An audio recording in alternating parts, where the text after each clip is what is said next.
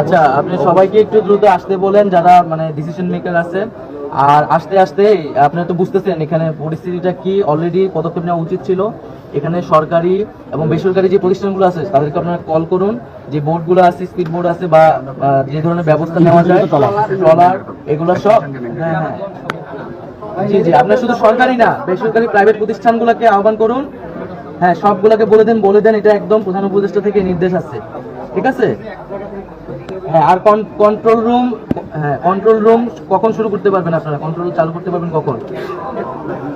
9টা হবে না? আমরা 6টা বেতন টানতেছি। হ্যাঁ,